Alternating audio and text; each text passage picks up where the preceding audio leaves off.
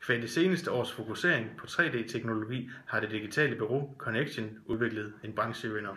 Vi er nu klar til at lancere 3D-hjemmesiden, og vi har faktisk opfundet en teknologi, der gør det så nemt, at man skal bare gå ud i sit lokale optikerbutik og købe solbriller med UV-filter, og når man så påklæder den, så kan man nu fremadrettet se en hjemmeside fra Connection i 3D. Og nu vil jeg prøve en kort demo af det for jer. Hovedarkitekten bag Genistregen er chefprogrammør Mike Bertelsen. Gennem flere års research har jeg udviklet en autostereoskopisk linse, der fremhæver de 3D-elementer på din hjemmeside. Vi benytter en effekt, der hedder lentikulær 3D-effekt. Solbrillen indeholder et UV-filter, som fremhæver de 3D-elementer, vi programmerer på din hjemmeside.